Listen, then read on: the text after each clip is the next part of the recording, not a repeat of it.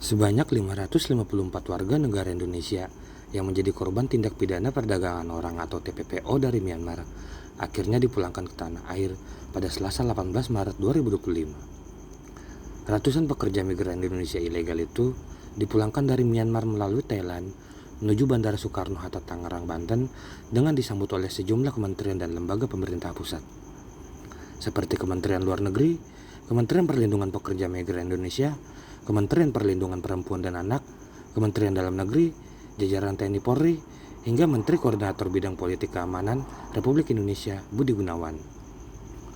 Mereka berhasil dievakuasi dari Mei di Myanmar usai terjebak TPPO dengan bekerja sebagai operator online scam dari perusahaan milik judi online.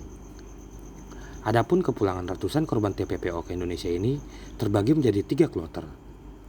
Gelombang pertama tiba di Terminal VIP Bandara Soekarno-Hatta sekira pukul 10 waktu Indonesia Barat, dan gelombang kedua tiba pada sore harinya dengan total warga negara Indonesia mencapai 400 orang. Sementara untuk rombongan ketiga dijadwalkan tiba di Indonesia pada Rabu 19 Maret dengan berjumlah 154 orang. Setibanya di Bandara Soekarno-Hatta, mereka diarahkan untuk menuju Wisma Haji Pondok Gede, Jakarta Timur untuk menjalani pelayanan kesehatan terlebih dahulu. Pasalnya memang ratusan warga negara Indonesia yang dipulangkan dengan terdiri dari 449 pria dan 105 orang wanita itu mengalami gangguan kesehatan baik secara fisik ataupun mental setelah menerima tindakan kekerasan selama bekerja di wilayah konflik Miao di Myanmar.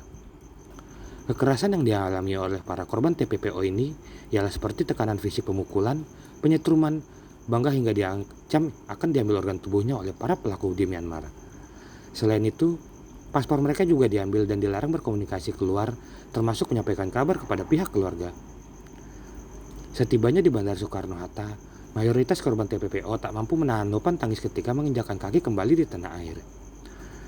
Di pelukan sejumlah menteri, tangis para korban TPPO pun pecah, sembari mengucapkan rasa terima kasih yang mendalam atas beragam upaya yang dilakukan demi memulangkan kembali mereka ke Indonesia.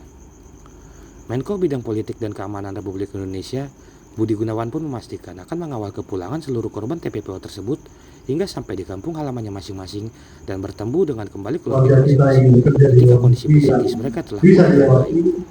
Sehingga ada jaminan dan keselamatan dan perlindungan mereka. Kemudian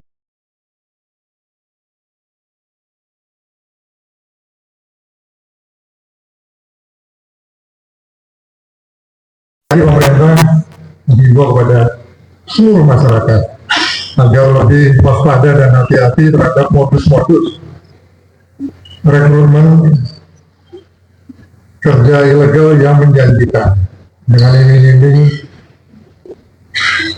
janji gaji yang besar, keuntungan yang besar, namun ujung-ujungnya ternyata penipuan dan eksploitasi. Pemerintah juga mengajak kepada seluruh masyarakat untuk segera melaporkan kepada pemerintah jika mengetahui memang di wilayahnya ada indikasi perdagangan orang secara ilegal.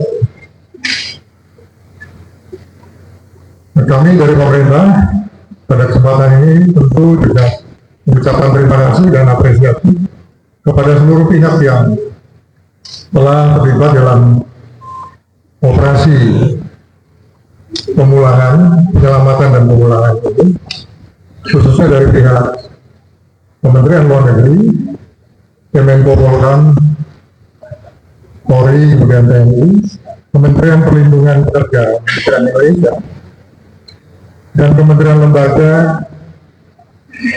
yang mendukung kegiatan ini. Download Tribun X sekarang, menghadirkan lokal menjadi Indonesia.